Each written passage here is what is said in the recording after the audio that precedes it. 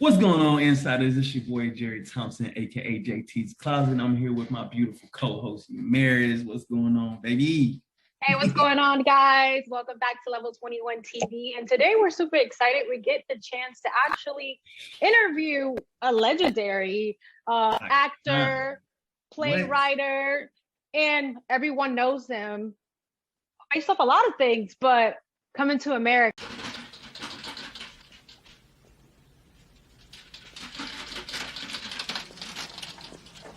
Mr. McDowell.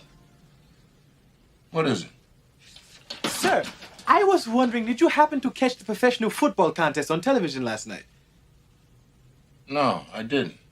Oh, it was most exhilarating. The Giants of New York took on the Packers of Green Bay. And in the end, the Giants triumphed by kicking an oblong ball made of pigskin to a big H. It was a most ripping victory. Son, I'm just going to tell you this one time. Yes, sir. You want to keep working here. Stay off the drugs. Yes. Yeah, I knew him from Players Club. We heard y'all been running prostitutes up in there through these bachelor parties, huh? Somebody lied to you. Ain't nobody lied to us. Now, watch your tone and keep your hands on your head. If you see your boy Dollar Bill, tell him he got some warrants. You know, we never did like his punk ass. And we never did like your punk ass. So, watch your tone and keep your hands on your head. How do you keep longevity being an actor in Hollywood? I think the thing for me is to be as diversified as possible, to do comedy, drama, whatever presents itself. If I feel like I'm capable of doing a good job, I'm going to go for it. And not to be intimidated by stage. I love the stage because to me, that's the most direct exchange between an audience and a performer.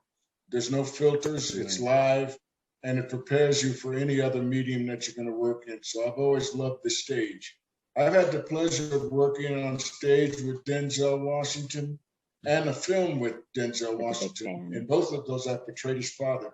But as regards to the stage work, which was a play called Split Second, I would much prefer to work with an actor of his caliber on stage because it's a total learning experience.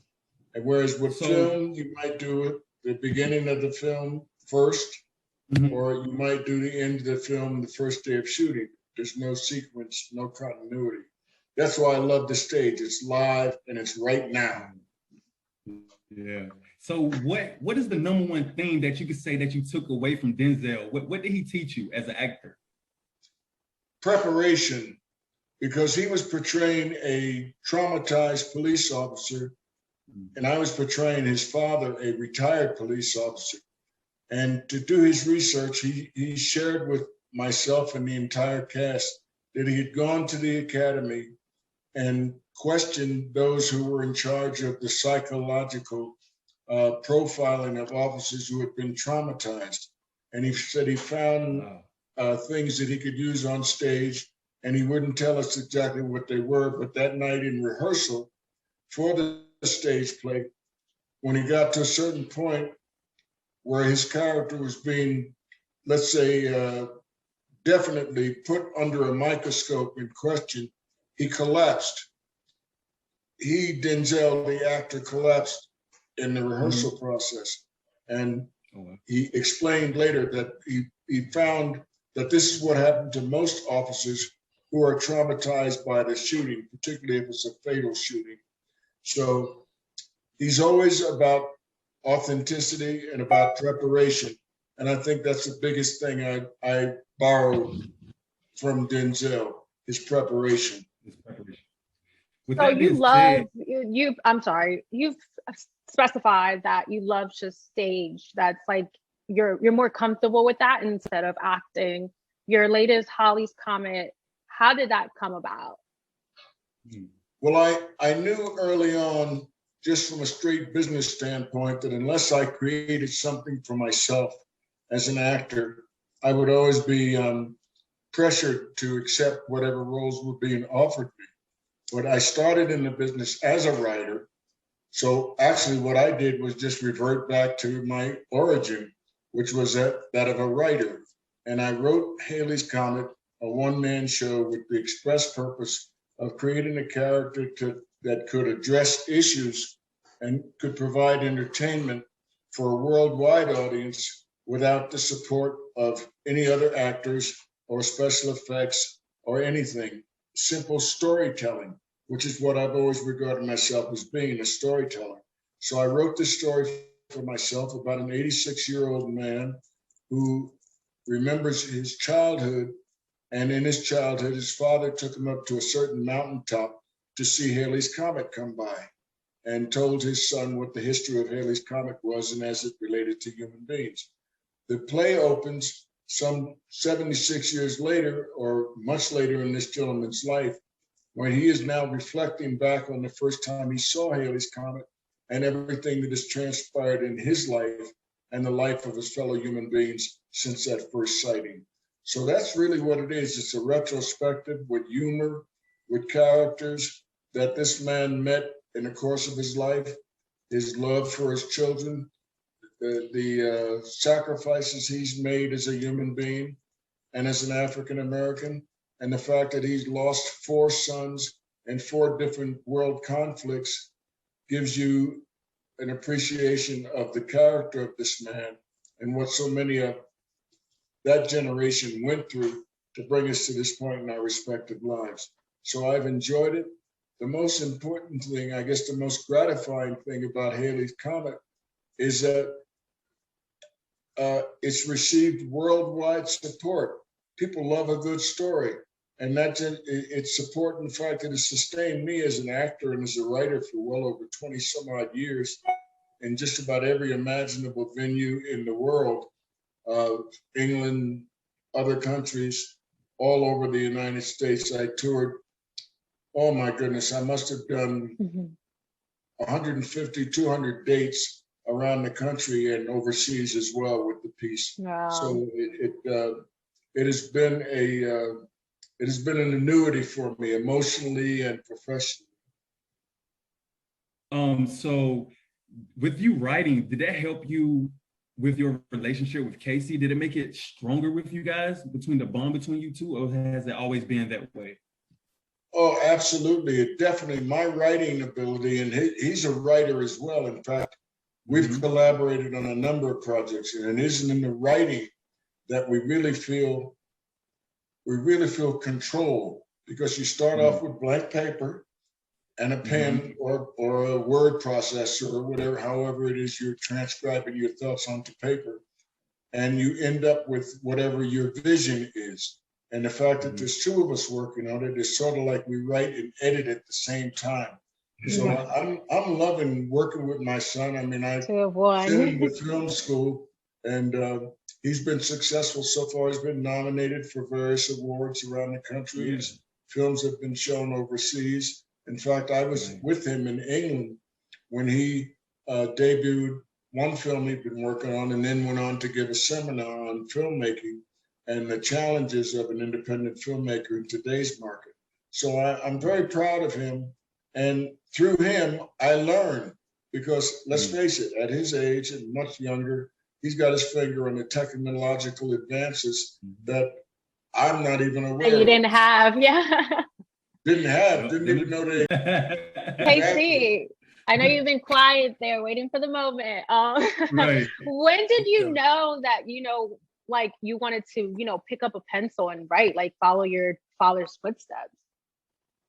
Well, I first got the inkling when my father would wake me up to go to the set of Roots. I was about 3, maybe getting close to 4, and by the second or third morning, we'd wake up about 6 in the morning, and I had my lip poked out. And he says, son, you poke that lip out any farther, you're going to trip over it. And because I knew like they were going to send me over to the sandbox with the rest of Rugrats, and I'd get over to that sandbox and I'd look over to the set and be like, I know what they're doing. They just playing adult make-believe. I'm going to get my chance one day. Nice. That's nice. Did that being on set of the Roots, did that have an impact on you as far as how you looked at our culture of African Americans or anything? Not so much on the set, because I was, I kind of just was figuring out that they're playing make believe, and I was over. I couldn't really partake at that point at 3 years old. But once Roots screened, I'm from a biracial family, and I just happened to be at a family gathering with the white side of my family. And back then, everybody gathered around the TV to watch that event. So there's about 15 people, and I was right up close to the TV like kids do. But when they chopped my father's foot off, I turned around and I saw the tears in everyone's eyes, And that's when I said, my father's involved with something real important, and I got to be a part of this at some point when I'm ready. Right. Did you ever think about acting as well, or did you just wanted to stick to the filmmaking side? Early on in high school, I did a couple plays and stuff like that. But my father was always drilling in me that, the best way to protect your vision is, basically like have control of it. So obviously, I listened to him, and I was inspired early on to start creating images and get in the dark room in high school. And once I was in that dark room and I dipped that paper in those chemicals and saw those images, I never really looked back. But I still like to do like Alfred Hitchcock and do, run past the camera or do a little stunt or something. Yeah. What upcoming projects do you have coming up? I know we heard through the grapevine that you're working with Tiffany Haddish, Trina. Yeah, Tiffany Haddish, she fancies herself a rock star for a weekend job, and she's got a music video called "Come and Get Your Baby's Daddy." It's got some humor to it. Jada Pinkett's going to come out and play her sister, and my father's going to be the father. Oh wow! So you're in it as well. Yeah. Pops is in it. And he got to play the father. He got to play the father. He always got to play the father. That's typecasting. So we're gonna have a good time. Music videos, you got to move fast and shoot them in one day. It's gonna be like a blur, but we're gonna have a good time. And I got some great talent, so I just have to put my camera in the right position. And I think it's gonna. A lot of people are gonna see this music video, so I'm really excited about it. I'm excited to see it too. Let's talk about this question is for you, Mr. Amos. Let's talk about Because of Charlie. Now, I seen the trailer for this. This looks like a real fun project that you was a part of. What made you want to get into the production side of this? I like the story. To me, any project begins with the written word, the script. I like society, a multicultural, multiracial family, confronted with all of the issues that happen to any family, and they're pretty dysfunctional until the hurricane comes.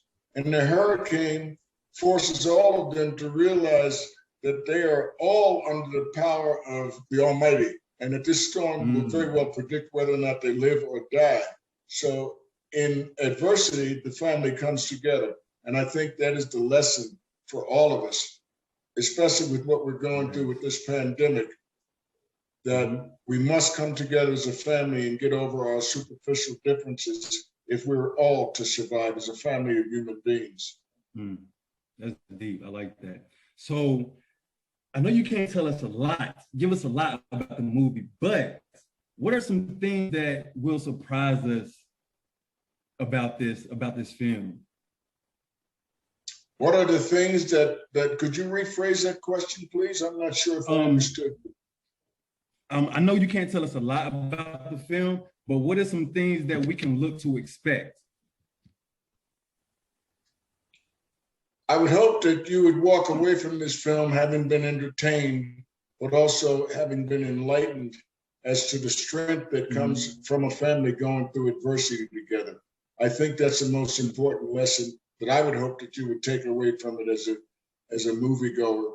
You not only were entertained and the popcorn was good, but it was a good movie, and before you knew it was over, but you had learned something. you'd learn more about the human condition. What do you love the Nice. most about this character? Well, I like the fact that he was sort of above the fray. You know, he was no longer involved in the day-to-day minutia that was given all the rest of the characters such adjective. He just wanted to get through the day. And at his Right. age, which would be my age since I was portraying that character, pretty much seen him excited or upset. So he kind of takes everything in stride, and I think that's what he's encouraging all of us to do, just to roll with it, because tomorrow is in. That was the wonderful thing about this Coming to America 2, was the fact that Eddie Murphy's children, who weren't even born at that time, the original They came out, were. are now starring or co-starring or certainly having featured roles in the sequel. So that lets you know about the passage of time, and also what a wonderful job he's done in raising his children, because I worked with them. They were consummate professionals. They were on time. They knew what they had to do. They were prepared. And I said, well, the apple don't fall too far from the tree. Look at the time that they came from, right? So Eddie, you have blessed us with your performances, and now we can look forward to another generation of Murphys. You know, God rest Charlie, his brother passed on, but that Murphy genius is present in everything he does. So, How was it like to be back with the cast after so long? You know, do you feel like the movie did justice for the original one? Well, to tell you the truth, I don't like to make comparisons between the sequel and the original, particularly Fair enough. because the original happened 30 years ago.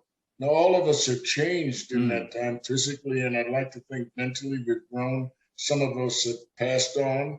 We know the late Matt St. Clair, who played my wife in Roots, and also played King Joffrey Joffrey's wife in Coming to America, the original. She'll be missed. She was a consummate actress, and she'll be replaced by one of the more contemporary stars or someone who's got marquee value for that younger demographic. And that'll include comedians, or all sorts of characters are being introduced in this sequel that didn't exist in the original. So you can't really compare the two. Suffice it to say that the legacy of Zamunda lives on, and so far so good. You and in Coming to America 2, you and Eddie Murphy shared a special moment about fatherhood. How important was that scene for you? That scene would probably be my primary reason for doing the sequel. I mean, let's face it, there was not too much of substance for the character that I portrayed in the sequel. But that one scene, that's all I needed, was one scene to convince me that it was an opportunity to show a wonderful relationship between a father and a son, and that paternal instinct that he had and the love that he had for his family. So I was grateful for that one scene.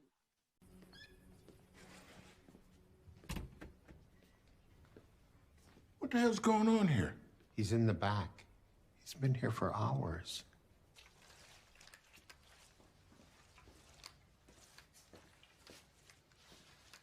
Hakeem.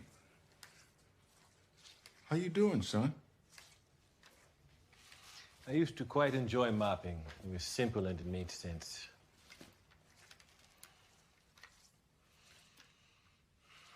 Every day I've moved closer to the comforts of life. And now my eyes are open. And the man that I always wanted to be is on the other side of the world. Lavelle. Yes. Flee to America for love, just as I did. And now, because of my stubbornness, I have run off my own son. Failed him as a father. You're not just a father. You're the king. And heavy lies the head that wears the crown. Yes, I understand that expression more now. It's not so much the crown that is so heavy. It's everything that comes with it. You've got your country to run. And the crazy-ass general breathing down your neck.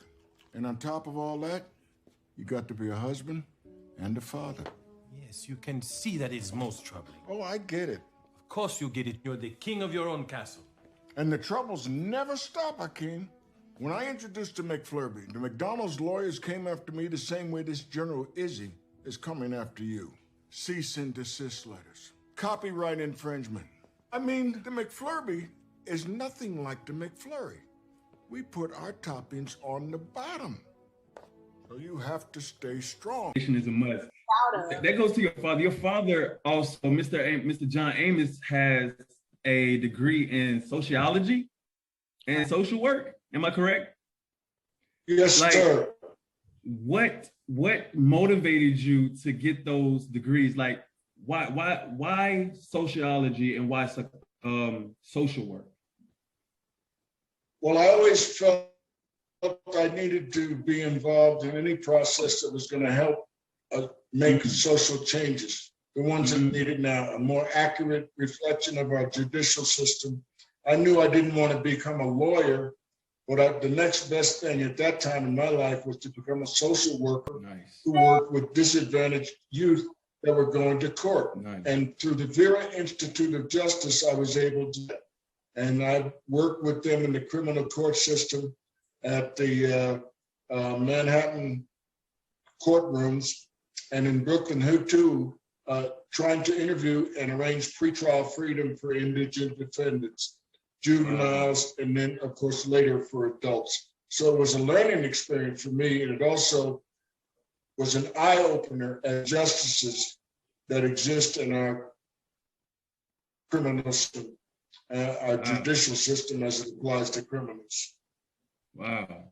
Well, thank you for sociology and acting mesh together in some kind of way further down in your life. I'm sorry, could you rephrase that? I didn't hear you clearly. I'm sorry. I was asking, do you feel like you getting your degree in sociology and doing acting some kind of way worked together down the road for your career?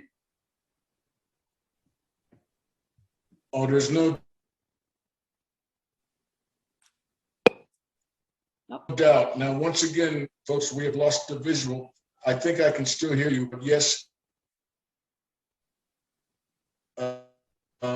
working in the judicial as a volunteer, able to go into the pens, that is the holding tanks, and interview the defendants who were to appear in court the next day or very soon afterward, and prepare them and prepare myself for a recommendation to the courts that they should be released in pretrial freedom. Some of these instances were children, kids, juveniles, committed a misdemeanor and were apprehended in the commission of that misdemeanor or shortly thereafter.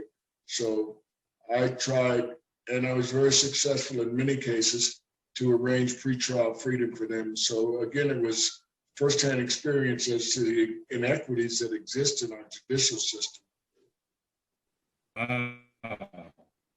That's beautiful. I commend you and I thank you for being a leader within our community. Even when on the good times, I looked at you as a father as well, because I didn't have my father in my life. So anytime you would get on JJ, I'm like, oh, JJ about to get a whooping. You know how you be like, we get a whoop up in the stadium, but it was just like, dang, like I really appreciate good times, because it really gave me a sense of what a father looks like within a household. Because like I said, I never had mine. So like I said, I thank you for, actually being a part of that sitcom and giving me an idea of what, a father would be like within the household. So thank you for everything. Thank you. Thank you for receiving the characterization. We felt the character for sure. Yeah, I really did. I'm telling you. So how important was that? Stuff on TikTok together based on your Instagram, Casey. What other projects are you guys working on that it's not even put out there yet? Because you and your dad working together just seems to like mesh very well. Right. Yeah, we started catching the TikTok vibe about half a year ago, and we found it to be an incredible platform. FaceTime video. Excuse me.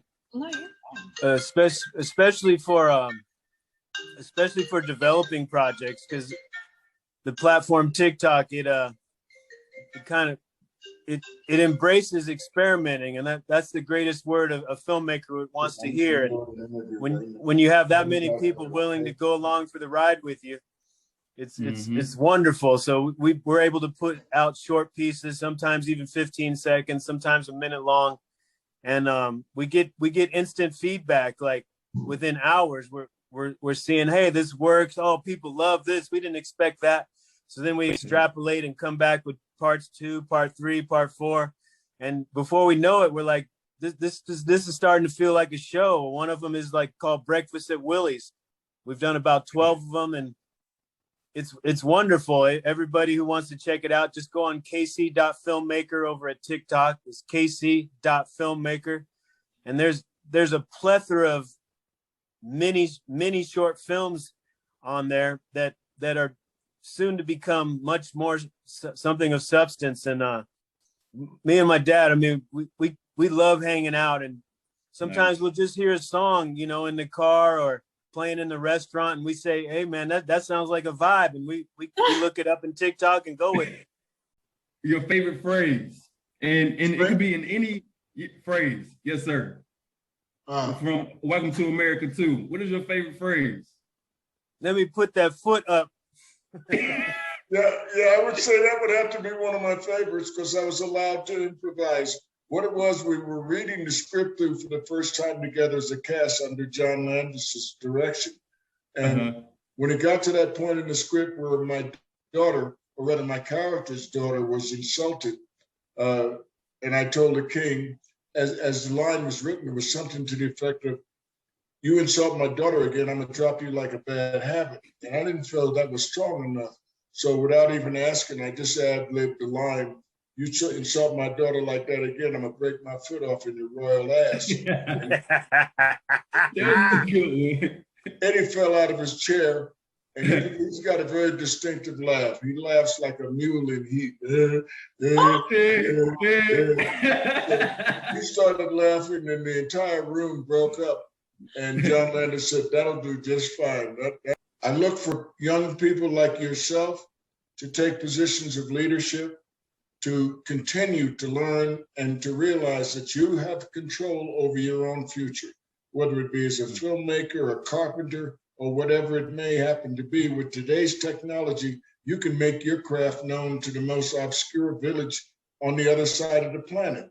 I mean, there's no reason for anyone not to succeed today if they have access to a computer.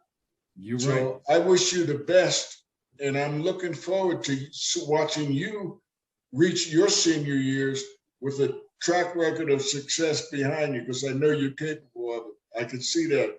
Ooh, you see it in me, don't you? You see it, don't you? Yes, sir.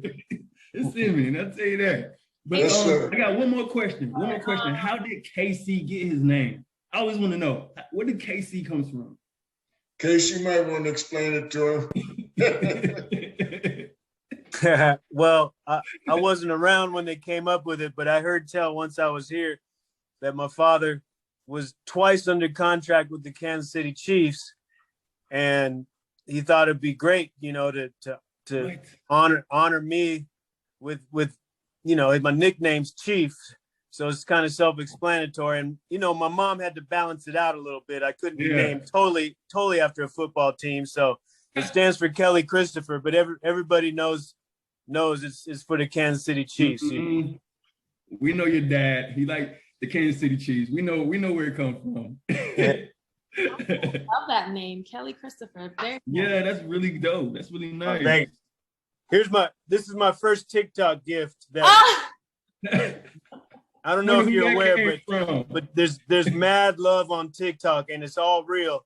This was the first one, so I'm very, very honored to receive this. Nice. You guys' bond is amazing. You guys have a great bond. We don't see that these days that much, but you gotta keep that tightness that you guys have, man. Keep it. Oh, we already making plans for it, man. You're gonna see some things in April that that you gonna want to wake up in the morning and see where are they now. Yeah, I was gonna ask with all this, the creativity, like, are you guys should make like a Right. book together of just you guys' like relationship, just having a dad who's Well, we're gonna leak it right here. It's called Kicking It with Pops, and it's the unadulterated. Yeah, this isn't no normal documentary. This is a life story, a father-son duo like you've never seen. Nice. And you guys heard it first right here on Level 21 TV. This is John Amos, and you're watching Level 21 TV.